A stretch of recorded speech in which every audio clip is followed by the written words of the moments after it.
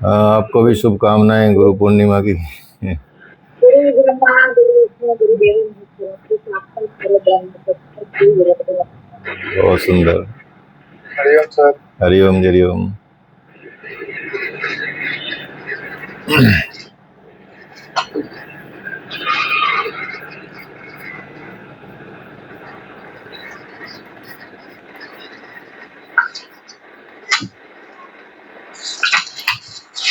चलिए सीधे बैठ जाएंगे, पहले फिर डिस्कस करेंगे कुछ चीज़ों का। अपना नोट्स भी चाहो तो बनाते रहिएगा क्लास में। और पहले सीधे बैठेंगे सब लोग और गुरु मंत्र ही बोलेंगे, ठीक है। सीधे बैठेंगे, आइज क्लोज करेंगे। इनहेल। गुरुर्ब्रह्मा गुरुर्विष्णु गुरुर्देवो महेश्वरा गुरुर्साक्षात् परम ब्रह्म तस्मै श्री गुरुवे नमः। ओम शांति शांति शांति। Relax, gently open your eyes. चलिए हरिओम। तो जैसे क्लास का ना आपका फिक्स तो टाइम रहेगा ही, 5 दिन का आपका टाइम फिक्स रहेगा, मंडे टू फ्राइडे। लेकिन कई बार समय चेंज करना पड़ जाता है परिस्थिति के हिसाब से, तो उसके लिए अलर्ट रहना। और जो मैसेज करेंगे आपको अपडेट कर दिया जाएगा। यदि क्लास का टाइम चेंज हो रहा तब अपडेट कर दिया जाएगा, कभी कैंसिल करनी हो तब अपडेट कर दिया जाएगा, कभी टाइम चेंज करना होगा तो अपडेट कर दिया जाएगा। तो इसलिए उसमें अलर्ट रहना। ये ज़्यादा बार नहीं होगा, लेकिन कभी कभी हो जाता है व्यस्तता के चलते और कुछ मतलब उसके चलते, समस्याओं के चलते हो जाता है कई बार। तो उसके लिए भी आप एकदम रेडी रहना और अपना अध्ययन करते रहना। अब यहाँ आपका जो सिलेबस है वो है भगवत गीता का। भगवत गीता आपको आज कराएंगे। शाम के टाइम का जो रहेगा वो भगवत गीता का रहेगा आपका, श्रीमद् भगवत गीता।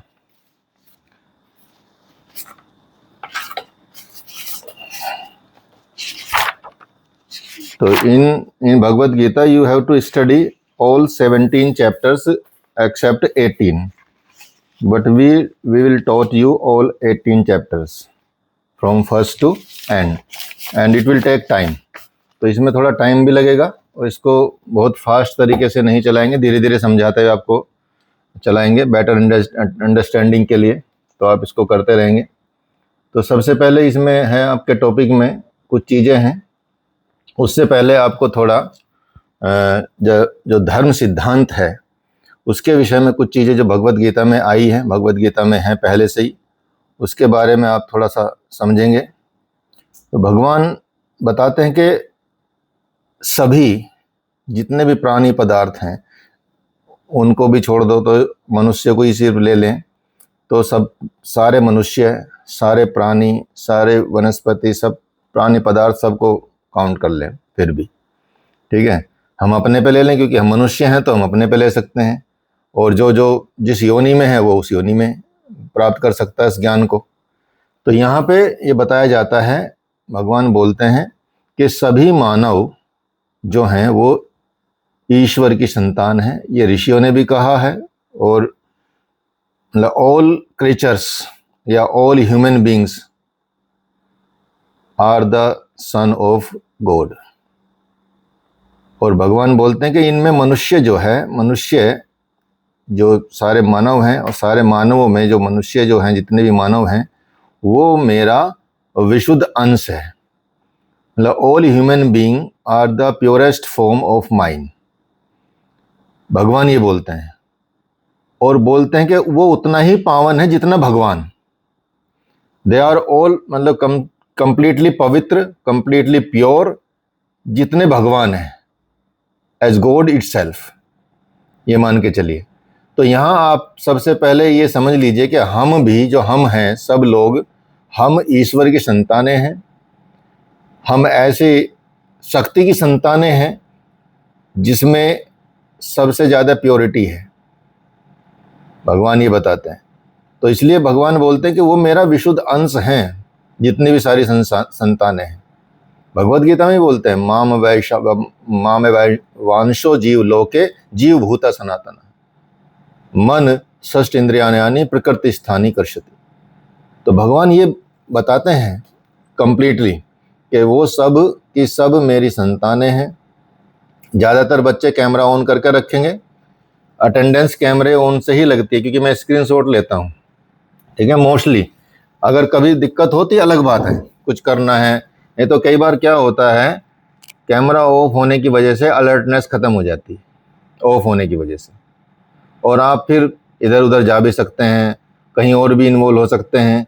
तो ये जैसे लाइव क्लास तो है कहने के लिए, लेकिन होनी चाहिए रेगुलर क्लास की तरह, ताकि आप कंप्लीटली अलर्ट रहें और एक घंटा जितना भी आपका ये समय दिया जा रहा है वो 1 घंटा अलर्टनेस के साथ सुने और अच्छे से समझें, अंडरस्टैंड करें, और कोई समझ में नहीं आई कोई चीज़ तो पूछें, पहले तो समझना ही है।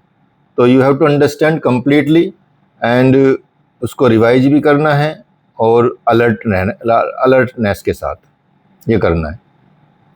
तो भगवान ने क्या बताया, सबसे पहले आपकी एक समस्या समाप्त कर दी कि भाई हम कौन हैं, क्या हैं, हमको पता नहीं है, या दुनिया में आए क्यों हैं, कैसे हैं, ये सब समस्या खत्म कर दी। क्यों? भगवान के ही आप अंश हो और उतने ही पवित्र हो जितना भगवान, उतने ही प्योर फॉर्म में हो। फिर हमें विकार कहाँ से आ गए? विकार हमें संसार से आते हैं। विकार हमें पैदा होने के 6 महीने बाद ही, जब बच्चा सुनने समझने लगता है, तब से ही डालना शुरू कर देते हैं कि ये ऐसे करना है, ये वैसे करना है, ये वाला रिश्ता है, ये वाला रिश्ता है। मतलब कह सकते हैं कि वो सब जो माया है, माया हम देना शुरू कर देते हैं अपने बच्चों को, प्योर फॉर्म को हटा देते हैं, अर्थात उसको वो कर देते हैं, शैडो लगा देते हैं उसके ऊपर, फेड कर देते हैं उसकी चीज़ को।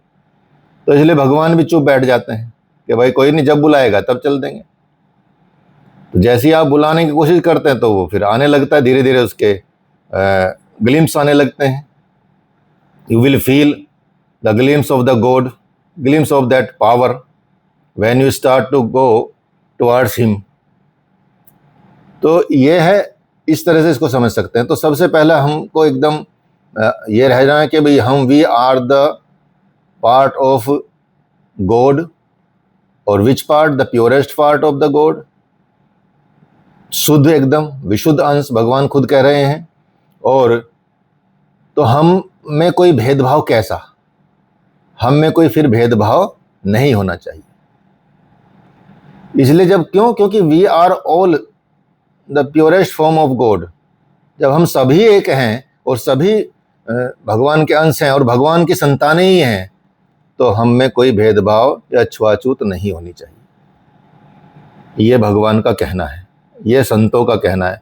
ये कोई भी चीज़ मैं आपको अपनी तरफ से नहीं बता रहा हूँ, कुछ चीज़ें मेरी तरफ से मिलेंगी आपको, वो आपको पता भी चल जाएंगी, लेकिन ये मैं सिद्धांतों की और शास्त्रों की बात बता रहा हूँ। तो इसलिए अब भगवान कहते हैं कि भाई मानव जो ये है, ये मानव का जो तन है, ये मनुष्य का जो शरीर है, द ह्यूमन बॉडी, इसका मीनिंग क्या है, ये क्यों है, या इसकी सार्थकता क्यों है, इसकी क्या सार्थकता है जो मानव मनुष्य शरीर आपको मिला है? क्योंकि ऐसे तो 84 लाख योनियां हैं, और उन 84 लाख योनियों में मानव शरीर सबसे विशेष माना जाता है। तो इस मानव शरीर की सार्थकता क्या है?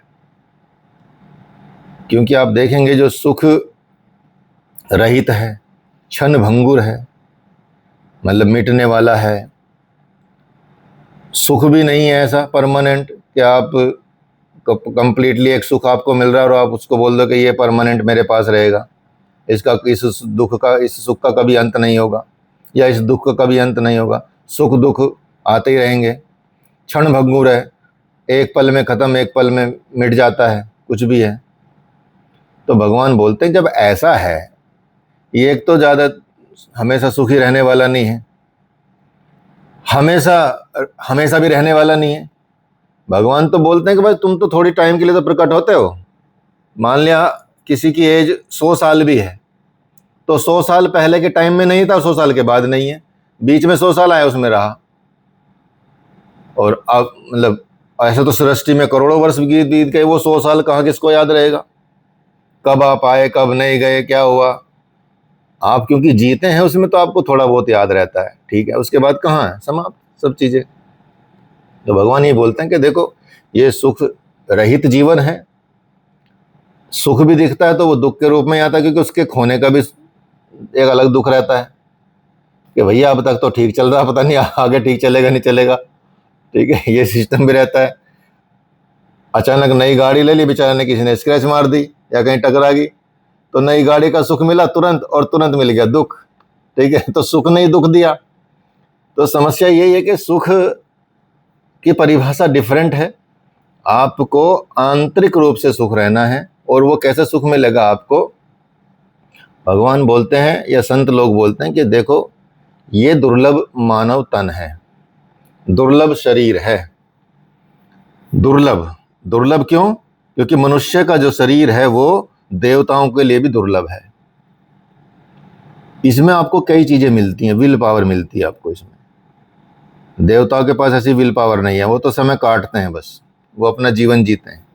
यहाँ आप विल पावर से कुछ भी कर सकते हो, कुछ भी प्राप्त कर सकते हो, ठीक है। कर्म यहाँ जनरेट होते हैं, देवताओं के कर्म जनरेट नहीं होते, ना पशुओं के कर्म जनरेट होते हैं। पशु के कर्म भी कटते ही हैं सिर्फ, और देवताओं में भी कर्म कटते हैं, एक नेगेटिव कटते हैं एक पॉजिटिव कटते हैं। लेकिन मनुष्य कैन क्रिएट न्यू कर्मास।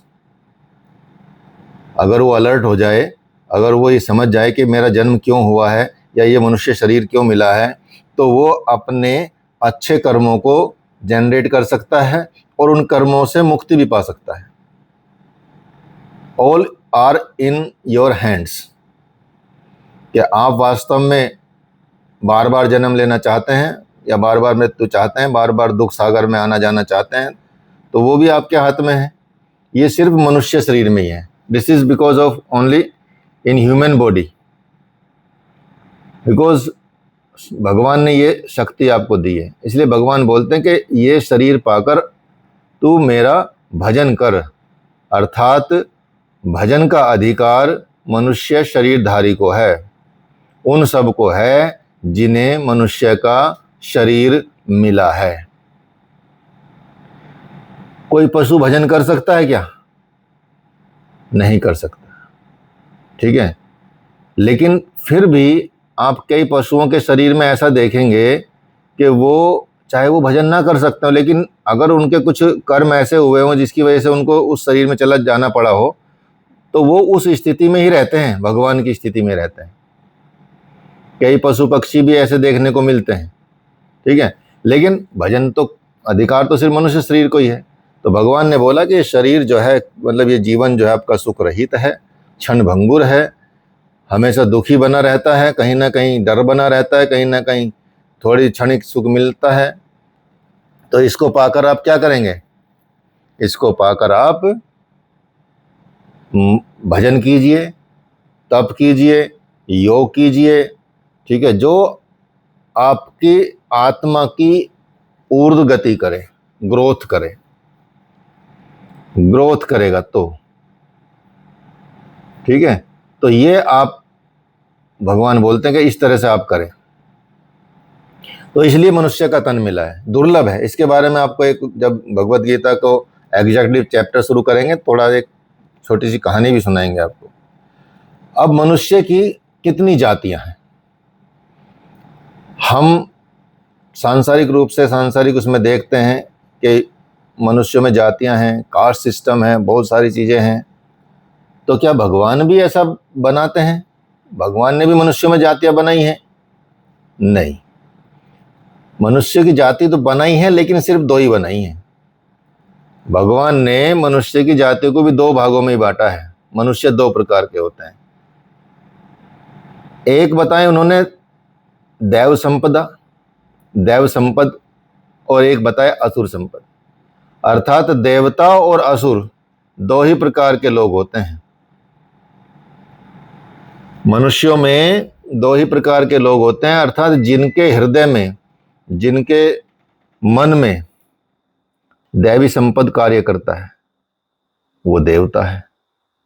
और जिनके हृदय में आसुरी संपद कार्य करता है वो असुर है। अर्थात जिनके हृदय में नेगेटिव थॉट्स चलते हैं, गलत विचार आते हैं, गलत व्यवहार होता है, गलत बातें होती हैं, जो भी सांसारिक रूप से होती हैं, चाहे जो भी हों, वो उनको आप असुर मान के चलिए, सिंपल है। और जिनके हृदय में दैवीय कार्य होते हैं, पॉजिटिव थिंकिंग होती है, सबके लिए अच्छा सोचते हैं, कोई गलत बात नहीं करते, वो हैं दैवी संपदा वाले कार्य। तीसरी अन्य जाति सृष्टि में भगवान बताते नहीं है। इस सृष्टि में तीसरी कोई अन्य जाति नहीं है। हर व्यक्ति में, एक व्यक्ति में भी ये दोनों चीजें विद्यमान रहती हैं। कुछ योगी बताते हैं, कुछ आचार्य बताते हैं, कुछ संत बताते हैं कि महाभारत जो है, भगवत गीता तो महाभारत से ही आई है, भीष्म पर्व से, ठीक है। महाभारत में ही ये सारा पार्ट है भगवत गीता का, जितना भी बताया गया है। तो आप देखेंगे कि ये अपने हृदय में भी होता है। हमारे अंदर भी दोनों शक्तियां विद्यमान है, अर्थात कौरव भी हैं हमारे अंदर, पांडव भी हैं। जो नेगेटिव थॉट्स हैं या गलत विचार हैं वो कौरव हैं, और जो पॉजिटिव थिंकिंग से हैं और जो अच्छे विचार हैं वो पांडव हैं। इनको ऐसा मान सकते हैं। महाभारत अपने अंदर ही चलती रहती है, क्या सही है, क्या करूं, क्या नहीं करूं, क्या गलत है, तो आपस में युद्ध होते हैं। तो जो विचार जीतता है फिर उसके हिसाब से चीजें चलती हैं। तो इसको इस तरह से भी कई संतों ने, कई ऋषियों ने इसको माना है। जब कुछ इसका वो क्या है, एक्सप्लेनेशन की है भगवत गीता के श्लोक्स की। भगवत गीता में 700 श्लोक्स हैं, 18 चैप्टर हैं। इन सब को, वो तो सभी भगवत गीता में एक से ही रहेंगे। चाहे किसी की भी भगवत गीता आप ले लें, किसी की भी टीका ले लें, सब में श्लोक सेम ही रहेंगे, बट उसको डिफाइन सबने अलग अलग तरीके से किया, ठीक है। जैसे यदि आपको किसी सबको बोल दिया जाए कि ऐसे कीजिए आप, पेड़ पर, पेड़ एक शब्द लिया, ट्री पर एक 10 सेंटेंस लिखिए, तो आप उस पेड़ पर 10 सेंटेंस सब लोग सेम नहीं लिखेंगे। कुछ कुछ मैच कर सकता है क्योंकि चीज तो एक ही है, तो वहां कुछ मैच करेगा, लेकिन डिफरेंस आ जाएगा। जिसने उसका गहन अध्ययन किया होगा, जो उसने मान लिया जूलॉजी में या बायोलॉजी में ऐसे में रिसर्च की होगी, उसका थॉट अलग होगा। जो साहित्यिक प्रवृत्ति का होगा उसका थॉट अलग होगा। जो नॉर्मल प्रवृत्ति का होगा, नेचुरल उसका होगा, तो उसका थॉट अलग होगा। तो सबका अलग अलग होगा। ऐसी भगवत गीता की टीका भी अलग अलग है, जिसने जैसा समझा और जैसा उनको स्पिरिचुअली ज्ञान हुआ, क्योंकि इसके लिए स्पिरिचुअल होना और स्पिरिचुअली ज्ञान होना वो बहुत आवश्यक है, वहीं से उतरता है सब कुछ। तो यही बताया है कि मनुष्य की सिर्फ 2 जातियां हैं।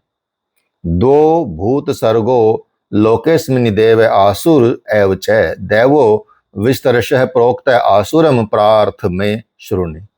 भगवान ने ये कहा है कि 2 ही प्रकार की मनुष्य की जातियां होती हैं, एक देवता और एक असुर। जिनके हृदय में दैवी संपद कार्य करता है वो देवता हो गया, और जिनके हृदय में आसुरी संपद कार्य करती है वो असुर हो गया। तीसरी अन्य कोई जाति, there is no third caste in the world. हम चाहे फिर उसको कितने भी डिवाइड कर लें। तो अर्थात ये कहां है, ये क्या है, स्वभाव हुआ, मनुष्य का स्वभाव हुआ। जैसा वो उसका स्वभाव होगा वैसी उसकी वृत्ति होगी। वृत्ति सारूप्य मित्रत्र, वृत्ति सारूप्य मित्रत्र। जब महर्षि पतंजलि कहते हैं पतंजलि योग सूत्र में कि योग से चित्तवृत्ति निरोध, चित्त की वृत्तियों का निरोध करना योग है। उससे क्या होगा, प्रश्न आता कि उससे क्या होगा। उससे बोलते हैं कि उससे तदा द्रष्टु स्वरूप स्थानम, उससे दृष्टा जो साधक है वो अपने रियल सेंस में रियल सेल्फ को पहचान लेगा।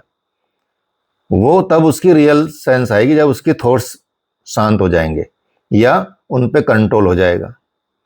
तो तदा दृष्टु स्वरूप स्थानम। अब उससे अगला प्रश्न पूछते हैं कि यदि मनुष्य अपने विचारों को कंट्रोल करके और दृष्टा बन जाता है और अपने स्वरूप को स्थिति प्राप्त कर लेता है, तो उससे पहले क्या होता है। तब बोलते हैं कि उससे पहले होता है वृत्ति सारूप्य मित्रत्र। जैसी वृत्ति वैसा व्यक्ति, हम वही हैं। हम अपने विचारों का कह सकते हैं कि जीता जागता एक सैंपल हैं, नमूना है, मॉडल हैं। हमारा बचपन से लेके अब तक हमारा जो व्यवहार रहा है, स्वभाव रहा है, हमारी वृत्तियों के आधार पर रहा है, हमारे थॉट प्रोसेस पे रहा है। तो इसलिए कई जो एक्सपर्ट होते हैं, फेस रीडिंग वाले या कुछ पहचानने वाले साधु संत वाले, वो आपको पहचान लेते हैं देखते ही कि भाई किस तरह का व्यक्ति होगा। तो यह स्वभाव की बात है ये कि मनुष्य का जैसा स्वभाव होगा वैसी उसकी वृत्ति हो जाएगी और वही मनुष्य वैसा हो जाएगा। स्वभाव हुआ आसुरी तो आसुर माना जाएगा, स्वभाव हुआ दैवी है तो दैवी माना जाएगा, मिक्स हुआ तो मिक्स माना जाएगा।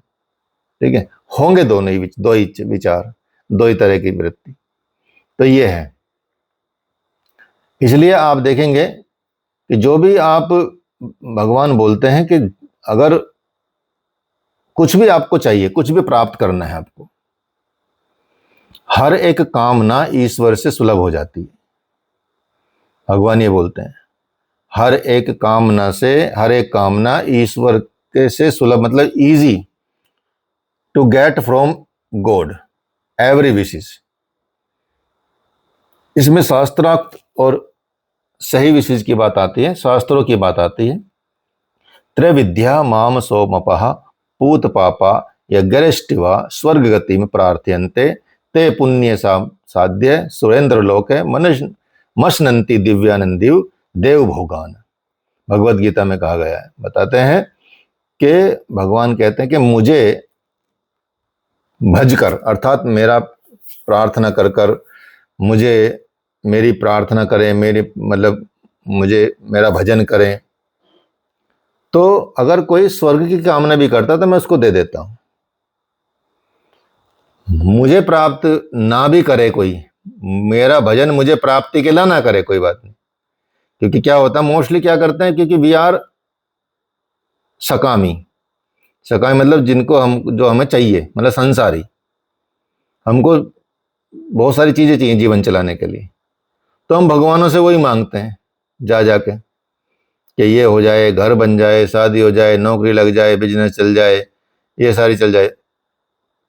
कोई नहीं मांगता भगवान को कि भगवान तुम मिल जाओ। अब भगवान से मांगेंगे चीजें तो भगवान तो दे ही देगा, लेकिन खुद को तो नहीं देता कभी। खुद को तभी देता जब आप खुद उसको मांगते हैं। तो यहां भगवान कहते हैं कि मुझे भजकर लोग स्वर्ग तक की कामना करते हैं और मैं उनको दे देता हूं। कहने का मतलब यह है कि परमात्मा से सब कुछ सुलभ है, अर्थात मांगना है तो सिर्फ भगवान से मांगो, वो सब कुछ दे सकता है। इंद्र से अगर स्वर्ग मांगो तो क्या देगा वो? जिंदगी में नहीं देगा। भाई मुझसे स्वर्ग क्यों मांग रहे? मेरा राज्य छीनने में चले गए तुम, तो मेरी पूजा कर रहे हो और मेरा राज्य छीन रहे, ये क्या बात हुई? तो इंद्र तो कभी स्वर्ग नहीं देगा आपको। लेकिन अगर भगवान से मांगे तो वो इंद्र हटा के आपको बैठा सकता है। वो ऐसी शक्ति है, आपको नया इंद्र बना सकते हैं। तो ये मतलब नॉर्मल यदि हम बात करें तो इस तरह की, तो मांगना है तो सिर्फ भगवान से मांगना, वही है परमात्मा। और मांगना भी तो क्या है, मांगना का मतलब है क्या, परमात्मा को मांगे, क्योंकि सब कुछ तो परमात्मा का ही है। Everything related to the God, everything belong to the God, सब कुछ भगवान का है। तो यदि आपको मांगना है तो भगवान से मांगिए, और यदि भगवान से क्या मांगना तो भगवान को ही मांगिए, फिर आपको सब मिलेगा। ना मांगने की ज्यादा शक्ति है, मांगने की कम शक्ति है। जैसे आप सोचिए, सुदामा की कहानी तो आपने सुनी होगी सबने। सुदामा जी को उनकी धर्मपत्नी ने कहा कि देखो तुम्हारे दोस्त हैं, सखा बोलते रहते हो और उनका भजन नाम लेते रहते हो 24 घंटे, उनसे कुछ मांग लो, यहाँ बच्चे भूखे मर रहे हैं और खाने को दाना नहीं है बिल्कुल भी, और इतने गरीबी में हम जी रहे हैं, कि उनके पास ही चले जाओ, कुछ मांग लो, बार बार मने क्या सुदामा जी कि नहीं, ठीक नहीं लगता, ऐसा नहीं है, हमारे कर्म होंगे, ये होगा, जो भी है। तो कहने पे वो चले गए। उन्होंने उनको थोड़े से चने दिए रास्ते के लिए। गए तो वहां जाके उन्होंने गए तो स्वागत किया उन्होंने, जैसा भी किया, बात सारी कहानी तो अलग है। तो वहां चने तो छुपा रहे थे, वो दिए नहीं, लेकिन वो छीन लिए उन्होंने जबरदस्ती, भगवान ने, कृष्ण जी ने, और खाने लगे, 2 मुट्ठी खा गए। अब सुदामा जी ने वहां कुछ नहीं मांगा, सोचिए, भगवान से नहीं मांगा उन्होंने कुछ भी, भगवान से उन्होंने बोला ही नहीं कि भाई मुझे ये चाहिए या मैं गरीब हूं। उनको नहलाया धुलाया, उनके कपड़े वपड़े भी चेंज कराए। तो फिर क्या हुआ, जब वो जाने लगे तो उनसे कुछ बोला ही नहीं कि भाई मैं, तुम्हारी ऐसी हालत है। और जाने के समय ये सोचो कि उनसे वो जो कपड़े थे वो भी चेंज करवा दिए कि ये नए जो कपड़े यहीं उतार के रख जाओ, रास्ते में कई मतलब लोग ऐसा ना समझे कि आपको लूट लूट ना लें, ये अच्छे कपड़े इतने कहाँ से आए तुम्हारे पास, कि ये भी छोड़ जाओ यहीं। अब वो रास्ते में गए तो ये भी विचार करे, देख तूने मतलब अपनी पत्नी के बारे में कि उसने भेजा है तो कुछ तो मिला ही नहीं है, ऐसा कुछ मिला ही नहीं है कुछ दिया हो उन्होंने। और जो कपड़े दिए तो वो भी उतरवा लिए, ठीक है, वही पुराने कपड़े पहना दिए, ठीक है। तो उन्होंने कहा कि ये भी अच्छा ही हुआ, कि ये बहुत अच्छा हुआ कि कम से कम उसको भी तो ये पता चलेगा कि जरूरी नहीं है कि सबसे कुछ मांगना ही पड़े। अब वो उनको बिना, अगर वो मांगते तो क्या मांगते हैं कि जी खाना दे दो, या मतलब अच्छी से घर बार या कुछ ऐसा काम कर दो जो थोड़ा सा खर्चा चल जाए, ये मांगते। अगर मांगते तो अपनी छोटी बुद्धि से मांगते, सूक्ष्म बुद्धि से मांगते, क्योंकि मांगने वाली तो हमारी सूक्ष्म बुद्धि होगी, परमात्मा के लेवल पे तो हम सोच ही नहीं सकते। और जाके देखा तो उसने लगा कि मैं तो दोबारा कहीं द्वारकापुरी तो नहीं आ गया हूं। जैसे ही घर पहुंचे, मतलब उस एरिया में एंट्री किया तो बताया कि ये द्वारकापुरी नहीं है जी, ये तो सुदामापुरी है, ये तो आपका ही नगर है। सोचो, मतलब उन्होंने 2 लोक दे दिए बिना मांगे। तो इसलिए उनको मांग लोगे, और वो तो उनको मांग ही रखा था उन्होंने, उनका भजन करते थे, तो ऐसा फर्क पड़ता है। तो ये चीजें तो क्या है, भगवान यही बताते हैं कि मांगना है तो भगवान से मांगो। यदि किसी से मांगोगे तो वो क्या देगा, वो भी नहीं देगा। इंद्र से भी स्वर्ग मांगोगे, नहीं देगा। तो जब कभी भी ऐसा हुआ कि कोई महर्षि और कुछ इसने मतलब तप करने लगे तो उसको लगा कि ये विघ्न डाल रहे हैं, हमेशा इंद्र की आपने कहानियां सुनी होंगी, ठीक है। तो ये सारी चीजें, तो इसलिए अगर किसी साधारण दुकानदार से भी आप कुछ मांगोगे या किसी छोटे मोटे आदमी से भी मांगोगे, क्या देगा, 1-2 मुट्ठी अनाज दे देगा या कुछ कर देगा या थोड़ी बहुत चीज दे देगा। लेकिन यदि भगवान से मांगेंगे तो फिर उसका कोई अंत नहीं है। उसकी तो फिर तो आप कल्पना छोड़ दीजिए कि आपकी कल्पना से भी ऊपर की चीज आपको मिल सकती है, ठीक है। तो इसलिए भगवान की शरण में जाने से क्या होता है, भगवान की शरण में जाने से पापों का नाश हो जाता है। जो भी हमने पूर्व जन्मों में जितने भी पाप किए हैं, क्योंकि पाप तो मन करता ही रहता है बीच बीच में, आप कर्म तो करते ही रहते हैं। अगर चुप भी बैठे हुए ना, ऐसे भी आराम से आंख बंद करके, तब भी दिमाग में कर्म चल रहे हैं। तो भगवान बोलते हैं कि कोई भी मनुष्य इस धरा पे कर्म किए बिना नहीं रह सकता, सब कर्म करते हैं। तो भगवान की शरण में क्या होता है, भगवान की शरण में जाके पापों का नाश होता है, ये भगवान बताते हैं। कहते हैं अपि चेदसि पापेभ्य सर्वेभ्य पाप कृतम सर्वम ज्ञान प्लवनैन वृजनिम संतृष्यसि। सारे सब पापियों, संपूर्ण पापियों से अधिक पाप करने वाला भी ज्ञान रूपी नौका के द्वारा निसंदेह पार हो जाता है। मतलब कितना भी बड़ा पापी हो, उसको भी भगवान की, यदि भगवान की लगन लग जाए ना, उसको भगवान की शरण में जाए, ईश्वर प्रणिधान, पतंजलि योग सूत्र में देखा होगा आपने यम और नियम, और यम नियम में आपने देखा होगा नियम का जो 5वां पार्ट है, 5वां अंग है, वो ईश्वर प्रणिधान है, सरेंडर टू द गॉड। तो when you surrender to the God, the all, जितने भी आपने पाप किए हैं, जितने भी आपके बैड कर्माज हैं, वो सब धुल जाते हैं और आपको ज्ञान प्राप्त होता है, और ज्ञान प्राप्त होकर आप इस भवसागर से भी तर जाते हैं। तो इसलिए भूल जाओ कि हम पापी हैं, ये भूल जाना है।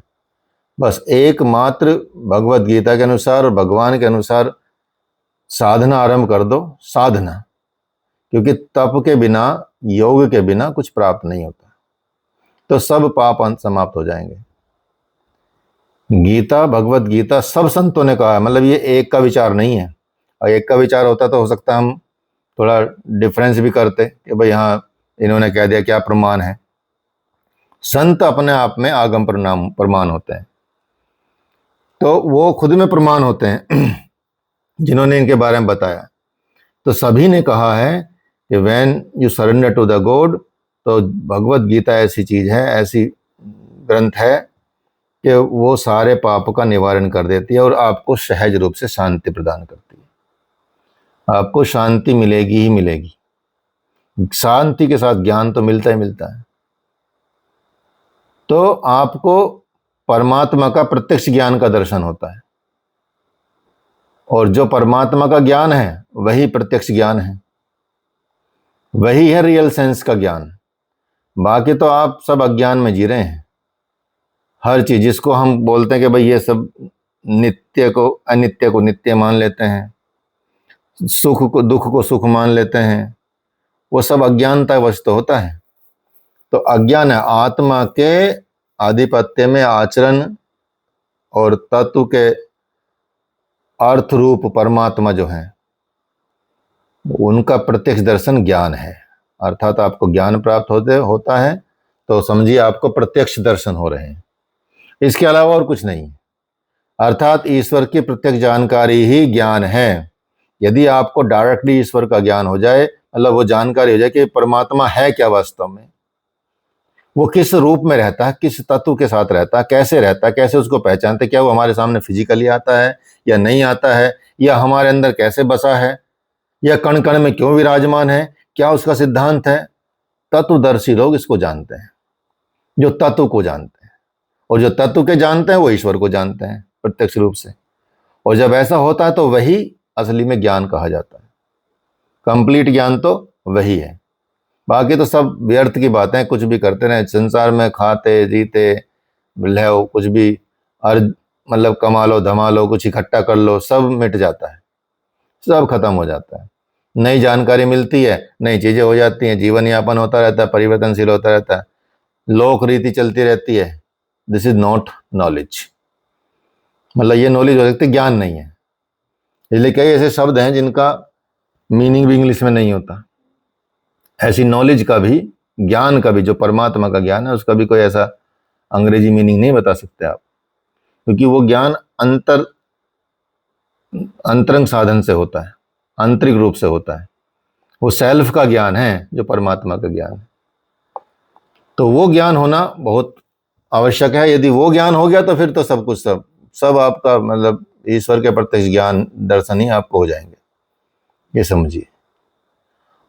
अब ये भजन कौन कर सकते हैं? भजन का अधिकार भी सभी को दिया गया, चाहे कोई कैसा भी हो, चाहे कोई अत्यंत दुराचारी हो, कसाई हो, साधु हो, संत हो, जिस स्थिति में रहता है, सब जितना भी रहता है, यदि कोई भजन कर ले, शुरू कर दे भगवान का, वहां तक आना ही वही जो वहां की यात्रा है ना, वहां से भजन की यात्रा, उस व्यक्तित्व से भजन की यात्रा, वही टफ है। भजन शुरू होते ही तो भगवान सिर्फ अपना लेते हैं, और वो मनुष्य है। अब देखें कई ऐसे अंगुलीमाल डाकू हो गया, ठीक है, इस तरह लोगों को कैसे ज्ञान प्राप्त हुआ, और जैसे शरण में चले गए तो वो ऐसे लोग सदन कसाई हो गए, उनको भी मतलब भगवान मिल गए, प्राप्त हो गए। ऐसे ऐसे उदाहरण हैं सारे संसार में, और आज ही मिलते हैं कई। तो वो सब धर्मात्मा प्राप्त कर लेते, धर्मात्मा की स्थिति में आ जाते हैं और शाश्वत शांति प्राप्त कर लेते हैं। धर्मात्मा उसी को कहते हैं जो परमात्मा के प्रति समर्पित हो, उसी को धर्मात्मा कहेंगे। जो कंप्लीटली परमात्मा के प्रति समर्पित हो जाए, उसका भजन करे, वही है धर्मात्मा। और ये अधिकार सबको है। ऐसा नहीं कि किसी स्पेसिफिक को है कि भाई हाँ पंडित जी होंगे तो उसी को अधिकार है, या साधु संत होंगे उसी को अधिकार है, हम तो जीवन जीते हैं, घर में रहते हैं, परिवार में रहते हैं, बच्चे बच्चे हैं, शादियां हुई भी हैं, हम कैसे ऐसे हो सकते हैं? नहीं, राजा जनक भी महल में रह के वो भी धर्मात्मा बने हैं, उन्होंने परमात्मा को प्राप्त किया है।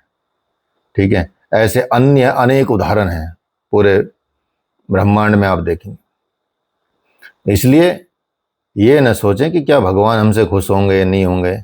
श्रद्धा भाव से लग जाओ, बस भगवान के आप सबसे ज़्यादा प्यारे हो जाओगे। भगवान के लिए आप सबसे ज़्यादा प्यारे हो, सबसे ज़्यादा प्यार भगवान आपको करेंगे। आप उनको समर्पित होकर तो देखिए। और यदि आप देखेंगे कि भगवान इस रास्ते में, भगवत पथ में आप जब चलते हैं तो उसमें बीज का नाश नहीं है। बीज का नाश नहीं का मतलब है, जैसे योग में भी कहा जाता है कि यदि योग में आप 4 कदम चल लिए इस जीवन में,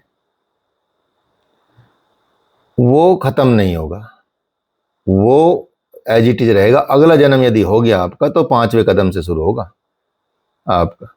ऐसे ही जहां से आपने भगवत पथ में चले तो उस भगवत पथ के बीज का नाश नहीं है। जिस लेवल तक आप पहुंच गए उस लेवल तक वो रहेगा, अगला जन्म उससे आगे से ही होगा शुरू, अर्थात उसी माहौल में आपका जन्म होगा कि आपको इस तरह की चीजें मिले।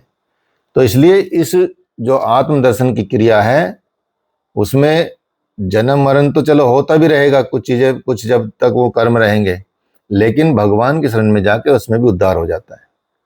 और यदि भजन चिंतन का बीज डल गया तो कोई माया आपको उससे हटा नहीं सकती, नष्ट नहीं कर सकती। कोई माया उस बीज चिंतन, भजन चिंतन के बीज को नष्ट नहीं कर सकती। इस जन्म में जहां तक साधना हुई, अगले जन्म में उसी बुद्धि संयोग से वही अनायास प्राप्त होगा आपको, ये निश्चित है। अर्थात इस चीज का नाश नहीं है, इस बीज का नाश नहीं है। साधना चलती रहेगी, जैसे पहले चल रही आगे से चलेगी उसके आगे, और 2-3 जन्मों के बाद व्यक्ति वहां पहुंच जाता है और परम गति को प्राप्त कर लेता है, परम धाम को प्राप्त कर लेता है। तो इसलिए धर्म क्या अपरिवर्तनशील है, धर्म कभी बदलता नहीं है, और ना ही उसमें संशोधन होता, ना ही सामयिक सुधार होता। ये तो गीता को जो नहीं जानते वही धर्म बदला बदला बताते हैं, ये धर्म नष्ट हो गया ये कहते रहते हैं।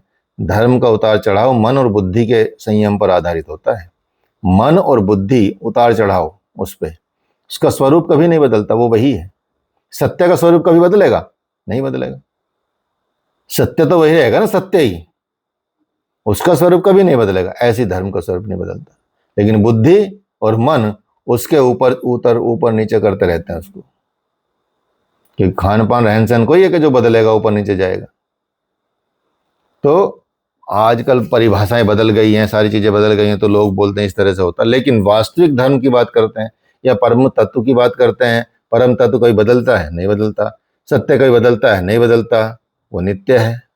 परमात्मा कोई बदलता नहीं है, वही है, एक ही है। आप बताते हैं कि भाई, संत बोलते हैं कि ईश्वर का निवास कहाँ है?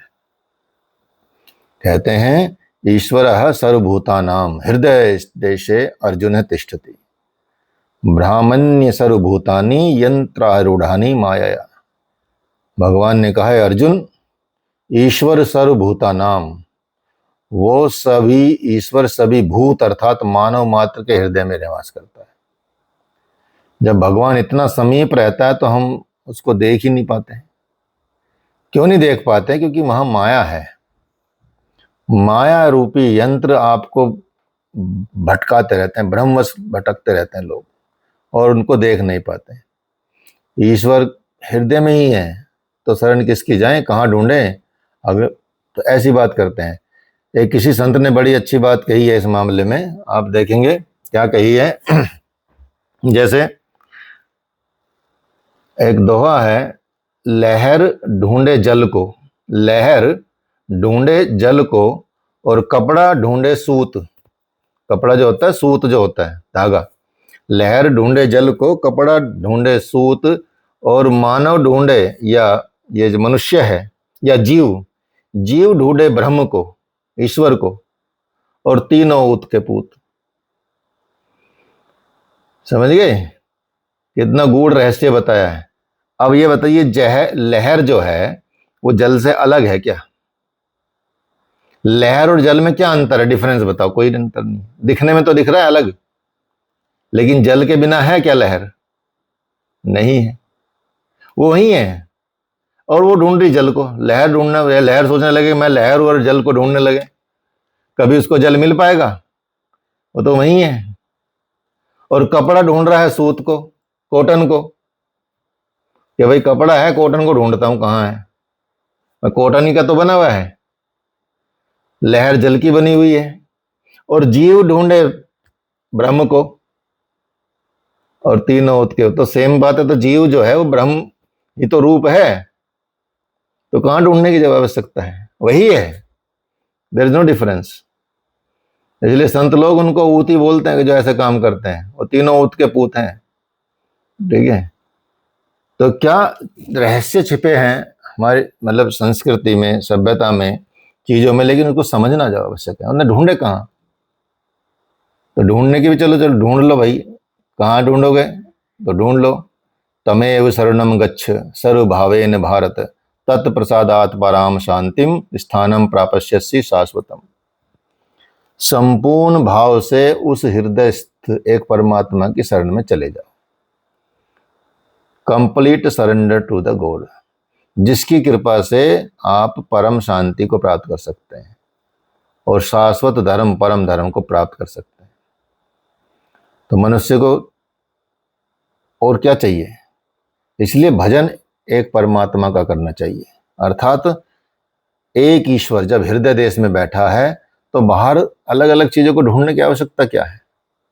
जरूरत नहीं है। भगवान को खोजने की सब जगह अपना अपना हृदय है। तो कैसे खोजा जाए? भगवान का स्मरण किया जाए, तप किया जाए, यज्ञ किया जाए, जो भी चीजें करनी है वो कर सकते हैं। इंद्रियों का यज्ञ जिसको बोलते हैं। भगवान यज्ञ भी अलग तरह का बताते हैं। सर्वान इंद्रिया कर्माणि प्राण कर्माणि चापरे आत्म संयम योगाग्न्यो जुहति ज्ञान दीपते। कहते हैं कि संपूर्ण इंद्रियों के व्यापार को, मन की चेष्टाओं को ज्ञान से जो प्रकाशित हुई आत्मा में आप संयम रूपी योगाग्नि में हवन करें। जब ऐसा करते हैं, संयम रूपी योगाग्नि में हवन करते हैं, तो आपको धैर्य के साथ एक ईश्वर की आराधना करते हैं। यहां आग नहीं जलती कोई, लेकिन जैसे आप आग में डालने से हर चीज भस्म हो जाती है, ऐसे ही संयम की अग्नि में हर तरह की चीज भस्म हो जाती है। आपके कर्म भी भस्म हो जाएंगे, और इंद्रियों का सारा बहिर्मुख प्रवाह जो है, बाहर की तरफ जो प्रवाह है, वो भस्म हो जाएगा और अंदर की तरफ हो जाएगा। अग्नि तो एक उदाहरण के लिए ली गई है, बस आग जलाकर पूजा करने का कोई इसमें विधान नहीं है। ठीक है? तो ये उस लेवल तक पहुंचने के लिए भी आपको लेकिन स्टार्ट तो करना ही पड़ेगा, चाहे फिजिकल चीजों से स्टार्ट करें। इसलिए क्या करते हैं? प्राणायाम बताया गया भगवद गीता में। अपाने जुहति प्राणम प्राण अपान तथा परे प्राण अपान गति रुद्ध्वा प्राणायाम परायण। कहते हैं भगवान कि बहुत सारे योगी जो लोग हैं, वो श्वास को प्रश्वास में हवन करते हैं, प्राण को अपान में हवन करते हैं। बहुत से प्रश्वास में श्वास को हवन करते हैं, मतलब कोई नीचे से ऊपर, कोई ऊपर से नीचे। और जब वो उन्नत अवस्था में पहुंच जाते हैं, तो उस प्रश्वास की गति को रोक के प्राणायाम परायण हो जाते हैं, उसकी गति को रोक लेते हैं। ठीक है? तो आप सोचिए, अभी आज ग्रुप में आपको एक वीडियो मिला होगा यूट्यूब का। ठीक है? उसको देखना आप। उसमें एक योगाचार्य, हमारा पॉडकास्ट है वो, अभी मैं दुबई में था तो वहीं शूट किया था वो। ऐसे ऐसे आएंगे तो उनका, अभी वो गए थे पिछले मतलब 4-5 महीने पहले रसिया गए थे, मॉस्को गए थे। बहुत बड़े योगाचार्य भी हैं, इंडस्ट्रियलिस्ट भी हैं। उनकी रिपोर्ट है, प्रॉपर डॉक्टरों के साथ रिपोर्ट है। सोचो रिपोर्ट क्या है। वो जब ध्यान में गए, 40 मिनट तक वो लगभग ध्यान में रहे। 40 मिनट तक उनकी हार्ट बीट बंद थी। There is no heart beat, there is no breathing. उन्होंने मरा हुआ सोच लिया था बाकी लोगों ने उनको, वहां मशीनें लगा रखी थी, मतलब उनके मॉनिटर पे कुछ नहीं था। 40 मिनट नो हार्ट बीट, अब सोचिए, तो बंदा मरा हुआ ही घोषित कर सकते हैं। 40 मिनट के बाद जो ध्यान से आए वापस तो सब हैरान थे। 70-80 पेज की उनकी रिपोर्ट बना के दी उन्होंने कि भाई ऐसे कैसे हो गया। तो इस स्थिति में आज भी लोग चले जाते, वो वही हैं जो आपको यूट्यूब में दिखेंगे इसमें, ठीक है। तो इस तरह से योग साधना का विशेष मतलब नाम यज्ञ बता दिया गया। उसी जो फिजिकल यज्ञ वो भी है, वो भी अच्छी चीज है, उसी से आपको उसको स्तर प्राप्त होगा। यदि आप मंदिर नहीं जाएंगे या आप यदि भगवान की पूजा नहीं करेंगे, यदि ऐसी चीजें नहीं करेंगे तो उस लेवल पे भी नहीं पहुंचेंगे। वो जागृत कैसे होगी वो बुद्धि? उस बुद्धि जागृति के लिए तो कुछ फिजिकल चीजें चाहिए ना, उसके लिए वो चीजें होती हैं। तो आप कर्म बंधन से भी मुक्त हो जाते हैं। कर्म कर्म बहुत सारे होते हैं, अलग अलग तरह के होते हैं, कई तरह के होते हैं, लेकिन प्राणायाम ऐसा बताया गया कि प्राणायाम से आप कर्मों को भी भस्म कर सकते हो। इतनी बड़ी शक्ति है प्राणायाम, ये है। तो कर्म क्या है? एव बहुविधा यज्ञ वितता ब्राह्मणे मुखे कर्म जान विद्य तान सर्वानेव ज्ञात्वा विमोक्षस्य। कहते हैं कि इस तरह से बहुत से यज्ञ हैं, जैसे श्वास का प्रश्वास में हवन, प्रश्वास का श्वास में हवन, श्वास प्रश्वास को रोककर प्राणायाम में परायण हो जाना, ये सब यज्ञ हैं। जिस आचरण से पूर्ण होते हैं उस आचरण का नाम है कर्म। अर्थात ये इस आचरण को करने वाले को कर्म कहते हैं। कर्म मतलब आराधना, कर्म मतलब चिंतन। योग साधना पद्धति का नाम यज्ञ माना जाता है। योग साधना पद्धति जो है, योग जो आप करेंगे, योग जो आप सीखेंगे, योग में जो आप परायण होंगे, उसी पद्धति का नाम यज्ञ है। और इस यज्ञ को कैसे करें, इस यज्ञ को, इस पद्धति को प्राप्त करें, कैसे करें, क्रियान्वित करें, वो है कर्म। उसी को कर्म कहते हैं। तो ये कर्म है। और कर्म के साथ भगवान विकर्म भी बताते हैं। विकर्म का मतलब होता है विकल्प शून्य कर्म, जिसका कोई विकल्प नहीं।